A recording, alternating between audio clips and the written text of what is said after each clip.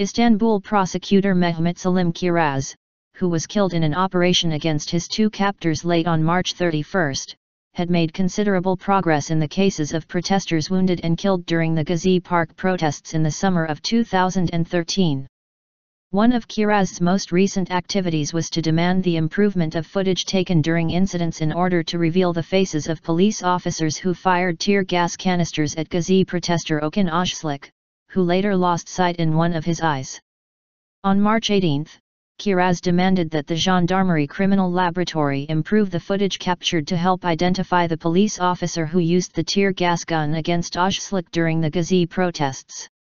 The prosecutor also sent the footage used in the case of Gezi victim Berkin Elvan to the criminal laboratory to identify the police officers in the scene.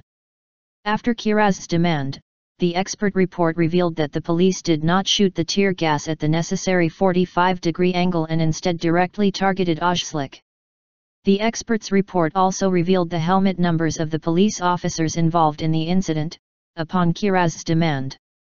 Seyfullah and Badi Yardariyal of the outlawed far-left Revolutionary People's Liberation Party Front, DHKPC, took Kiraz, 46, hostage in his office. The captors were killed in a shootout, while Kiraz died at the hospital from sustained injuries. The perpetrators' demands included a live confession by the police officers suspected of killing 15-year-old Elvan, a prosecution of the officers responsible in a people's court, the acquittal of all people being tried for participation in solidarity rallies for Elvan, as well as free passage away from the courthouse.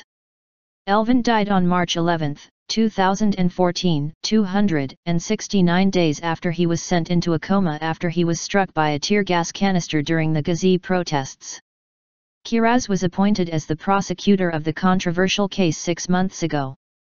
Meanwhile, the neighbors of the Kiraz family said that the prosecutor was a humble man who had to work as a tailor when he went to high school. He was a very dignified person. He never acted like a prosecutor, he was very humble. We are very sad.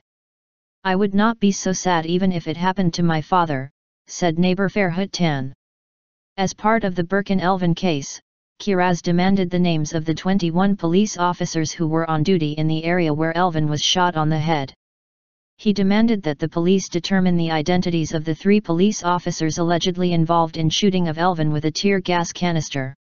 On May 31, 2013, Volkan Kesanbilisay, 38, a shop manager in Istanbul, was shot with a plastic bullet in his eye and lost his sight. In this case, Kiraz sent the plastic bullets to a criminal laboratory, after which an expert report stated that the bullets could be fatal and police should not directly target heads or faces when using them.